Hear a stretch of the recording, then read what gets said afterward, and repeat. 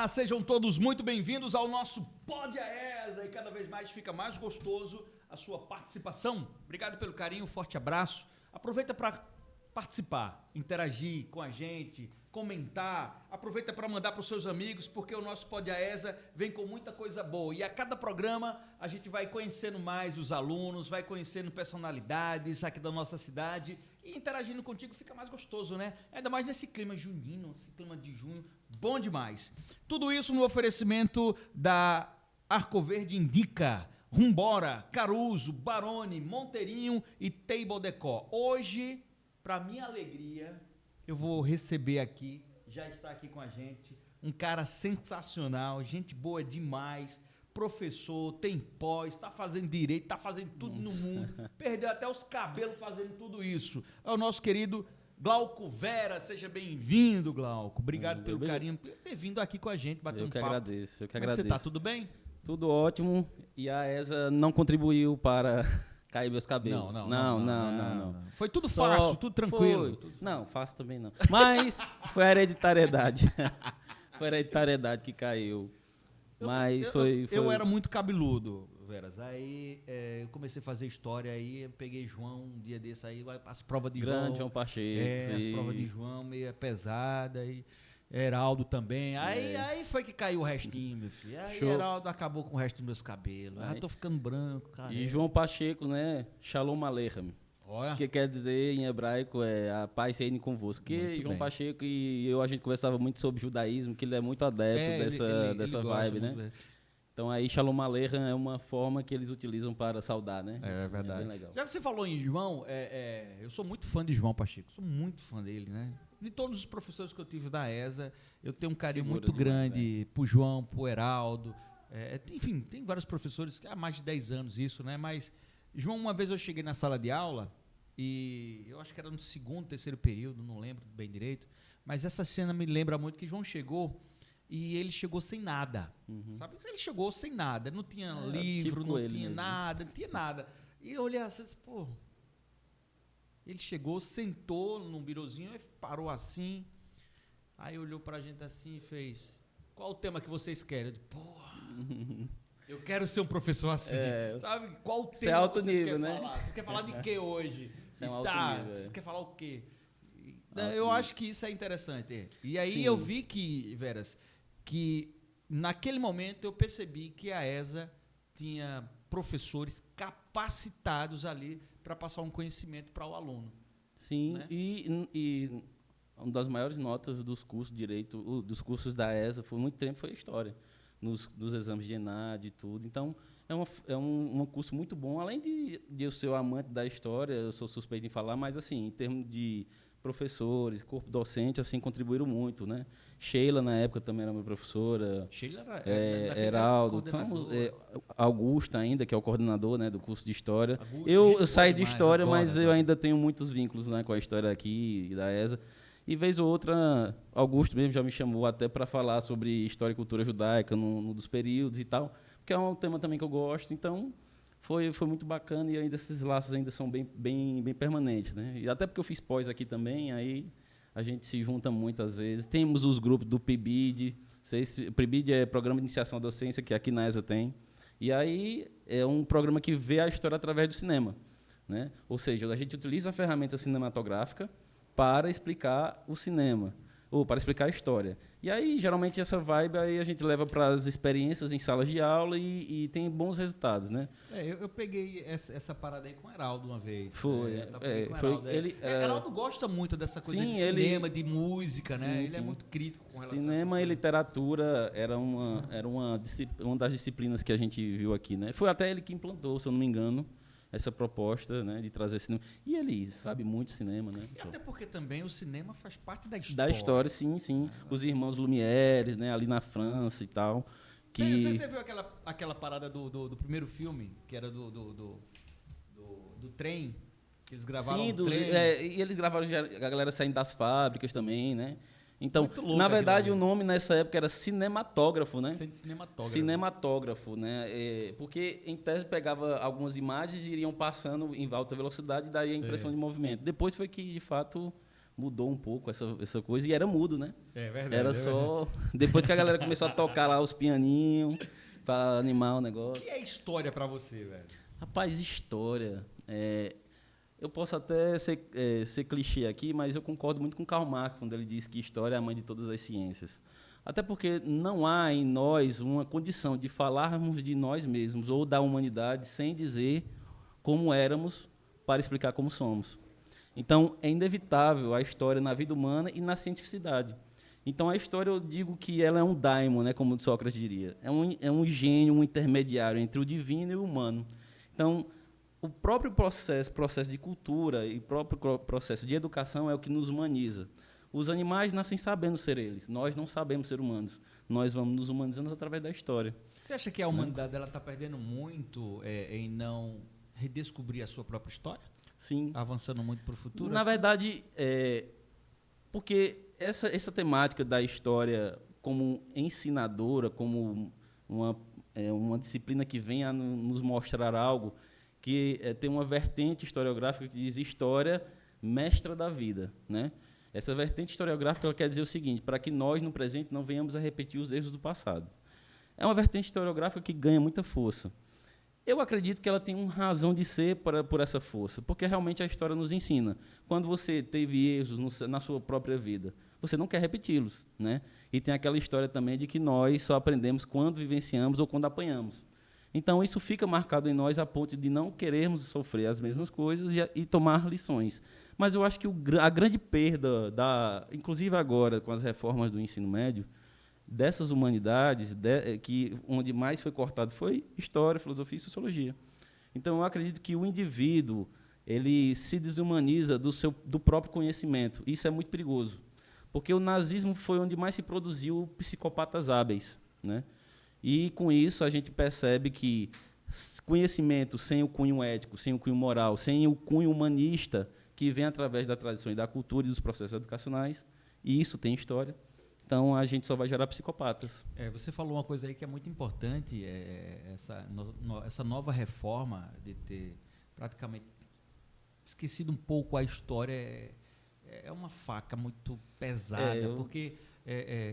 eu gosto muito, eu sou apaixonado por história, né? Mas eu tenho um relacionamento muito gostoso com arqueologia. Eu gosto muito de arqueologia, gosto muito. E muitas séries e filmes de arqueologia que eu assisto, e até documentários, e eu vejo que os Estados Unidos, eles prezam muito a história deles. Sim, né? muito. Eles prezam muito. E o Brasil não. E aí eu faço a pergunta para você. Como professor, né? Como professor formado e recentemente passou no concurso agora do Estado, sim, eu te pergunto, você não acha que não estava na hora da gente, do pessoal que faz as leis, fazer uma lei ou fazer qualquer coisa no ensino, para que não só a história do Brasil não parasse, mas se desse um ênfase à história regional de cada localidade? Porque é impressionante quando a gente olha para as pessoas mais novas da nossa cidade. E se a gente perguntar quem foi que fez o hino de Arco Verde, ninguém sabe. Quem foi o cardeal? Às vezes, não sei. Sim, eu concordo com você, até porque assim, os Estados Unidos eles têm uma mentalidade de cultuar, de valorizar a sua própria história e o seu eu no tempo. Isso que eu quero dizer.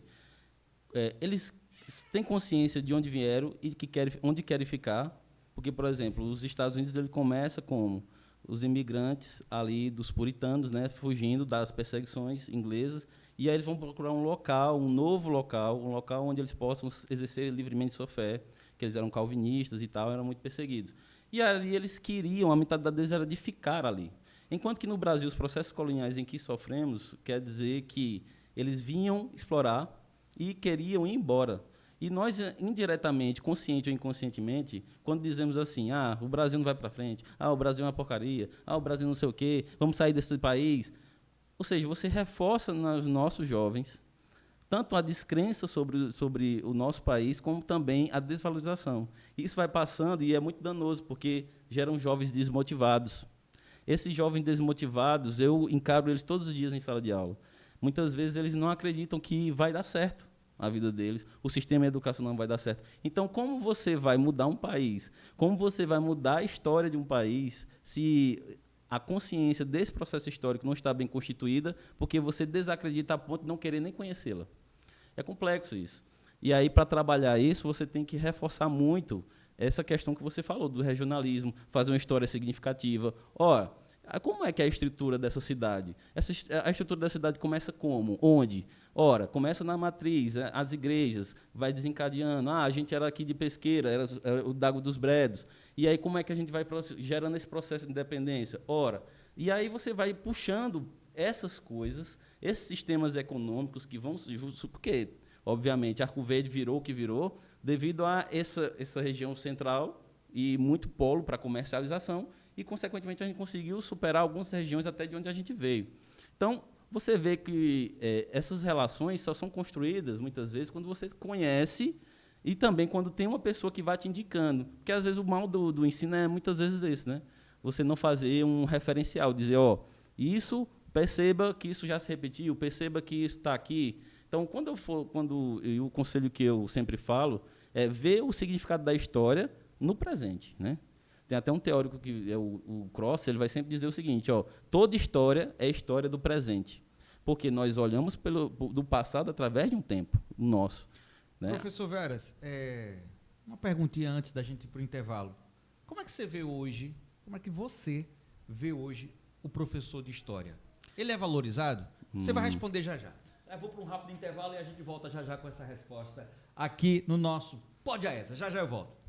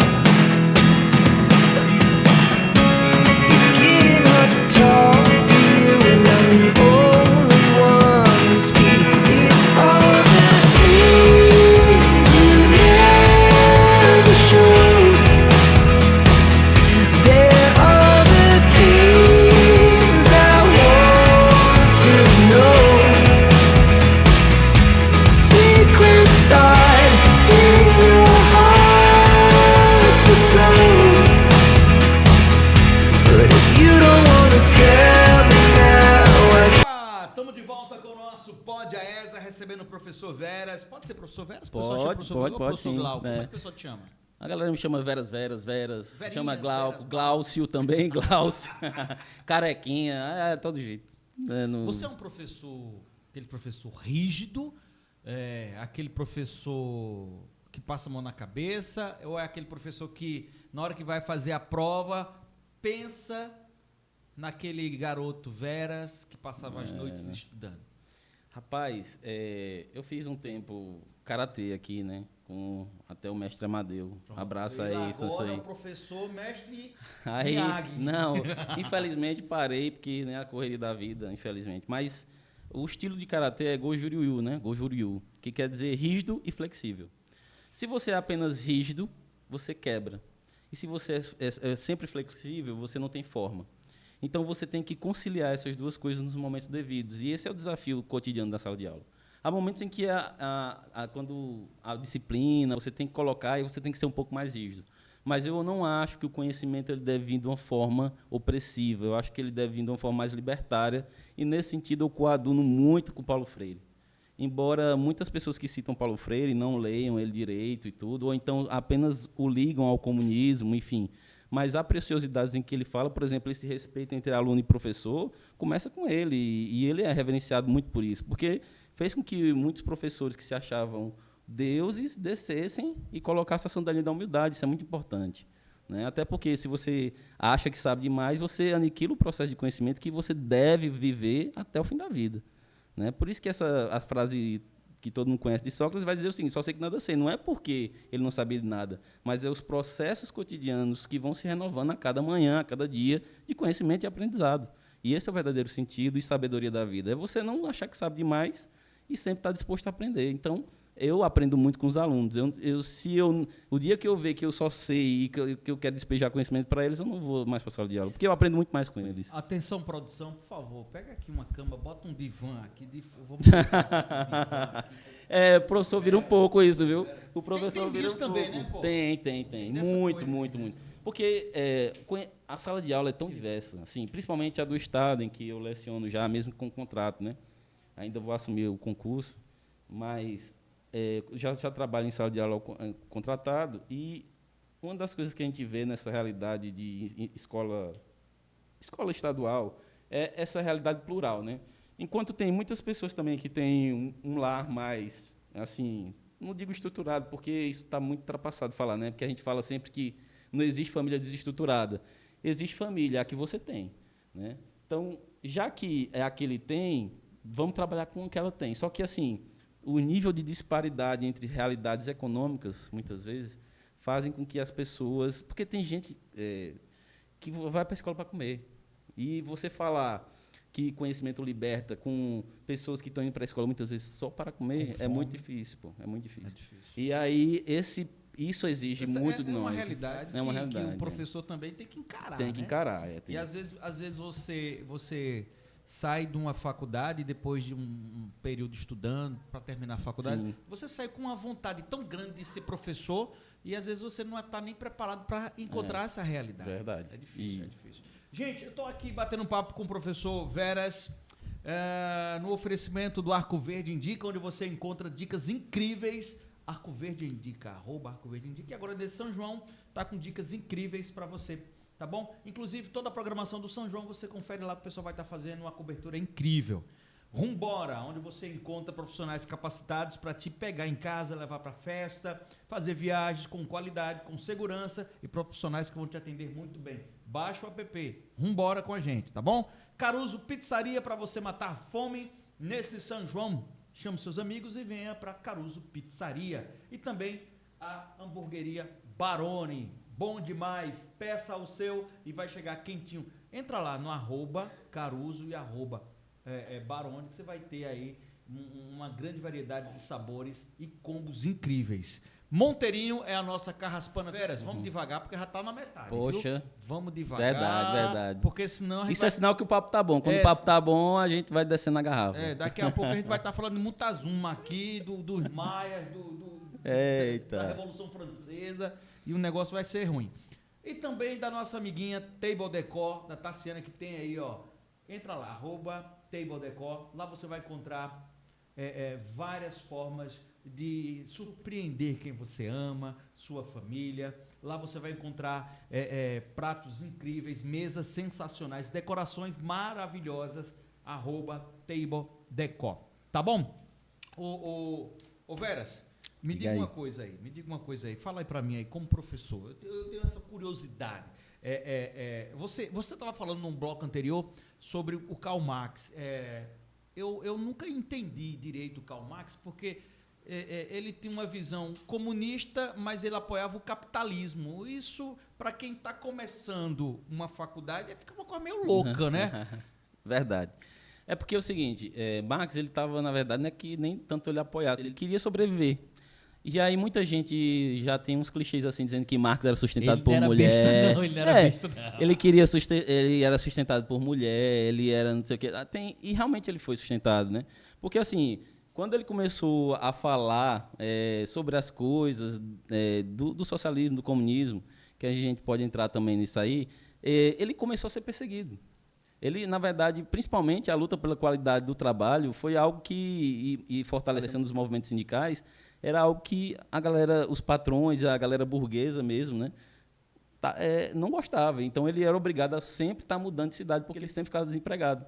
E aí, consequentemente, quem sustentou muito tempo ele foi o Engels, que era o parceiro dele, e parceiro assim, de escrita, né? Você, por favor, fale direito como essa, porque hoje em dia o negócio... Parceiro de escrita, né? Ele sempre escreve em conjunto, cartas, a maioria, mensagens... isso. E aí, WhatsApp... Justo. Aí, a mulher dele também realmente acabava sustentando um pouco ele, porque ela tinha uma herançazinha da família dela. Mas, assim, a galera tem muito medo de Karl Marx hoje em dia, né? E, praticamente, você falar de Karl Marx é como se você fosse comunista hoje.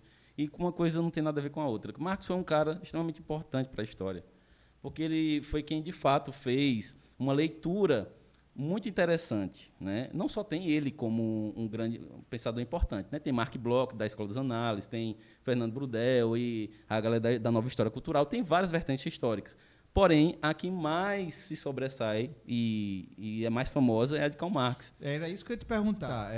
Na tua concepção, como professor, como aluno, que você foi de história, depois de ter tido todo esse conhecimento, você tem muita coisa para aprender, mas na tua concepção, qual foi o melhor pensador da história que mais se identificou contigo?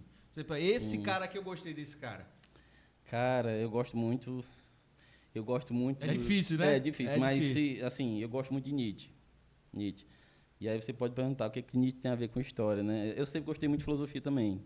Na verdade, eu fiz história, não que eu não amo história. Você paga a cadeira de filosofia. Sim, né? Mas eu fiz história porque não tinha filosofia. Porque eu sempre amei filosofia. Meu primeiro vestibular foi para filosofia.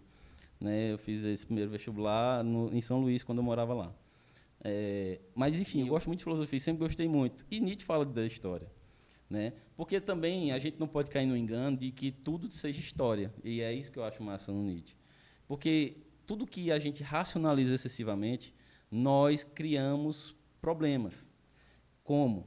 Nós temos que ter prazeres, nós temos que ter racionalidade, nós temos que ter momento de lazer e nós temos que ter momento de coisa séria. Isso Nietzsche vai dizer o seguinte, que esse momento que a gente leva as coisas sérias vai chamar de apolíneo, enquanto que aquela coisa que a gente vai curtir, ele chama de dionisíaco. Então, na sociedade sempre deve haver esse equilíbrio entre o apolíneo, ou seja, a racionalidade, e o dionisíaco, o divertimento. Quando ela está descompensada, há problemas. Veja, ultimamente está descompensada. O apolíneo está lá embaixo, ou seja, quase ninguém está pensando. E veja como estamos. Né? E aí a gente coloca máquinas para pensar, ChatGPT, e aí vai gerar muito problema que aí o futuro resolva.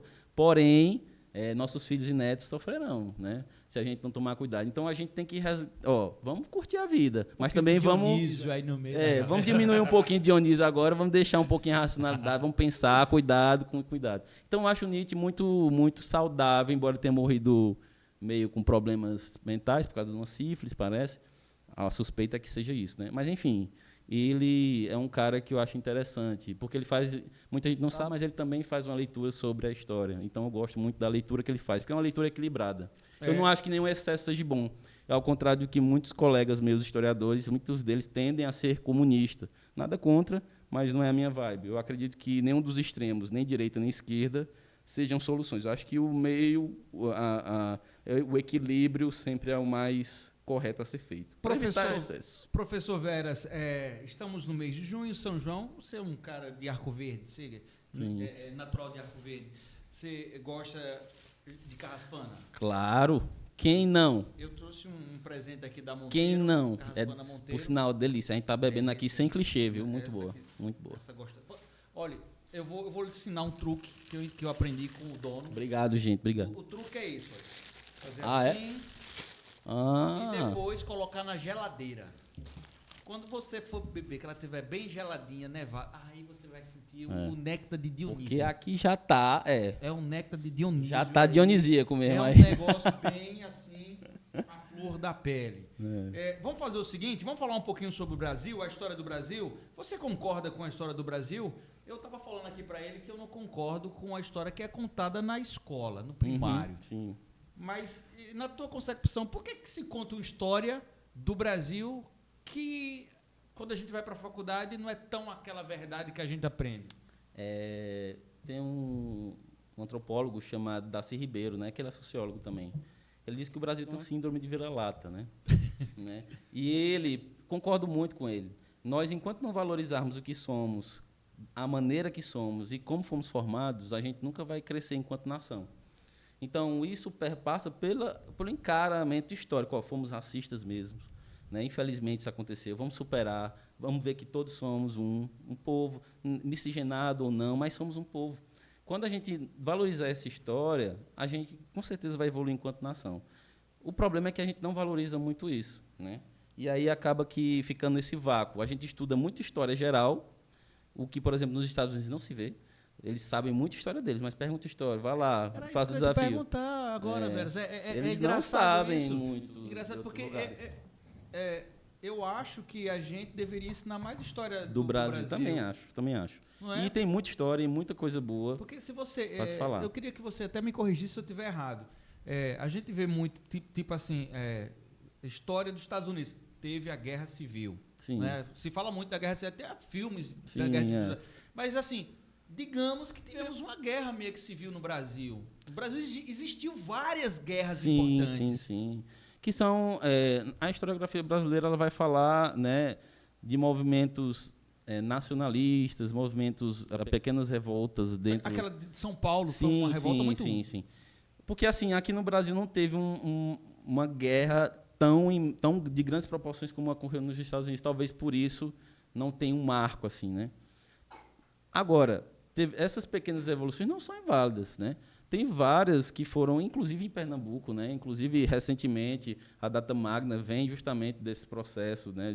De entender que Pernambuco teve um papel protagonista dentro da história brasileira, né? Através da independência. Nós fomos um país, tivemos quase 100 dias de independência, 90 dias de independência, e poucas pessoas sabem disso. E o que isso importa, como foi feito isso deveria ser objeto, né? Se você chegar num aluno hoje, até da 8ª série, segundo ano, você perguntar aí onde aconteceu a Guerra dos Guararapes e o porquê a Guerra dos Guararapes, eles não vão saber o porquê aquilo aconteceu. E foi importantíssimo. E sabe o que é interessante? O que eu vejo é que tem pouca literatura sobre isso. Por exemplo, o livro didático da história de Pernambuco, quantos que tem? Quase não tem. E quando tem, geralmente são patrocinados por um organizador que vai fazendo diversos artigos, mas um livro assim voltado para uma idade, assim, vamos supor, 2º ano, 3º ano, para abordar profundamente a história de Pernambuco, não temos. É por isso que agora eu volto à última pergunta que eu te fiz. Nesse contexto, você acha que o professor de história, o historiador, ele não está sendo tão valorizado? Porque assim, embora muitos chamem ou me chamem de historiador, por exemplo, eu sou licenciado em História.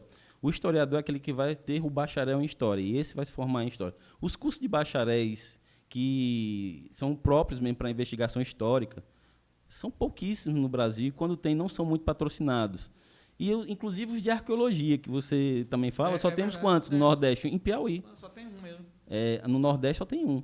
Então, daí você vê que é um problema de investimento, e veja quantos outros países investem na busca e no conhecimento da sua própria história através de incentivar arqueologia e tantas coisas. Museu, por exemplo, a gente reclama, né, porque não conhece muito da história de Arco Verde e tal, mas só tem um livro, que tem até aqui na biblioteca, por sinal, da ESA, que fala da história de Arco Verde. Mas se você for aqui, onde? Não tem um museu em fotos das cidades. Veja o Cine Bandeirantes ali. O Cine Bandeirantes, aquelas fotos ali do Cine Bandeirantes, se você for ver, tem alguns acervos aqui, que você fica maravilhado como que Arco Verde era desse jeito, tão florido e tudo, porque o nome é Arco Verde, né? Você vai entendendo. Então, eu acho que se tivesse um museu, pelo menos de imagem, resgatando essas imagens antigas, eu acho que seria uma outra pegada para a gente começar a valorizar a nossa história. Bacana. Entendeu? Olha, tá chegando o finalzinho do nosso bate-papo, viu, Vera? Infelizmente passa rápido. É verdade. Mas vou fazer o seguinte, depois a gente vai organizar, você vai voltar, que aí eu vou trazer outro convidado para a gente debater sobre isso. Ótimo. Né? Até fazer um debate bacana, porque que traz mais informação para os alunos de história sobre alguns determinados assuntos. Vamos fazer esse debate. Vamos sim, estamos aí. Vamos botar você na sabatina aqui. Vamos. Mas vamos fazer o nosso bate-bola? Bora. Rapidinho? Vai. Bora lá então. Sonho. Passa na OAB, né? Que eu estou fazendo direito também. Decepção. com as realidades tristes com que me deparo, às vezes, em sala de aula, no sentido de sofrimento dos alunos mesmo. Alegria. Alegria, o privilégio da vida, o privilégio das coisas boas que têm acontecido e também de estudar, ter o privilégio de estudar, que isso é um privilégio. Educação. Educação, algo que não é conhecimento, e sim dentro de casa, na humildade do lar. Quem é o professor Veras? O professor Veras é um cara que gosta de aprender, gosta de estar dialogando e conversando e pegando boas vibes da galera. Maravilha, coisa boa. O que significa a ESA para você, velho? A ESA, eu já estou quase completando uma década aqui dentro, né? Fiz história, fiz a minha pós aqui, graduação, e também agora estou fazendo direito, quase terminando. E isso quando eu terminar a faculdade, vai dar em torno de 9 anos aqui dentro. É quase uma década. Quase um filho, né? Então, eu vi a ESA em momentos não tão laureados como hoje. Assim. Antigamente teve uns momentos de crise, mas hoje resgatou-se isso e está muito melhor no sentido de estrutura. Muita galera, às vezes, tem medo e tal. Então, é importante falar isso, porque foram ganhos significativos aqui. Então, hoje a gente tem uma estrutura boa, tem biblioteca digital, e tudo facilita muito. Se eu tivesse isso em história, talvez tinha conseguido algumas coisas muito melhores na época. Enfim, a gente conseguiu aqui, eu digo como quem ainda é aluno, né? Muita coisa boa, né? Ao longo desses anos aí, foram lutas que a gestão enfrentou, mas conseguiu e tem conseguido dar uma entrega boa, de uma faculdade boa, aqui no Nordeste, aqui no interior de Pernambuco. Maravilha. Então, para encerrar, joga aquele recado para a turma aí que está querendo fazer história, geografia, matemática. Você como aluno que foi, você como fez a pós aqui também, está fazendo direito. Você podia fazer direito em qualquer outra faculdade, sim, voltou para fazer aqui. Sim. Qual o recado que você dá para aquele aluno, para aquele jovem que está buscando algo para o seu futuro e está em busca de uma faculdade? A faculdade, gente, como eu falei, melhorou muito significativamente, mas eu sempre digo para todos os alunos, não é federal, não é isso, não é aquilo, é também teu empenho. Quando você faz o que quer, faz o que gosta, não por dinheiro, eu acho que as coisas vêm fácil, e vêm mais fácil, né? Então, faça o que você gosta. E aqui agora tem muitos cursos, coisas que não tinha antigamente, mas tem curso na área de saúde, tem curso na área de humanas, então a faculdade tem crescido e vai crescer muito mais, assim, espaço temos aqui, né? Então, eu acho que deve ser objeto do teu olhar, aluno, ao invés de ir tão para longe, às vezes dificuldade financeira. Eu digo como quem enfrentou isso também. Eu tive que desistir de faculdade para perrengue financeiro. Então, acredito que aqui você tem um curso bom, de qualidade, com professores bons. Hoje tem tido essa biblioteca digital que tem proporcionado, pelo menos para mim, no curso de Direito, um avanço significativo na minha formação. Então, tem coisas muito boas aqui, basta você querer vir e olhar para cá também, não só para lá fora. Valorize o que temos aqui. Maravilha. Né? Conversamos agora com o nosso professor Veras, professor de História, futuro juiz de Direito Federal. Amém. Veras, obrigado. Obrigado também. Por ter vindo aqui, forte abraço. Que Deus abençoe você. Amém. Fiquem conosco, comentem, mandem para a rapaziada aí. É sempre um prazer imenso ter cada um de vocês aqui batendo um papo, conhecendo os nossos convidados e conhecendo também um pouquinho da nossa história. Beijo grande, saúde, paz, um bom São João, São Pedro para cada um de vocês. E a gente se vê no próximo Pode a ESA. Tchau, gente!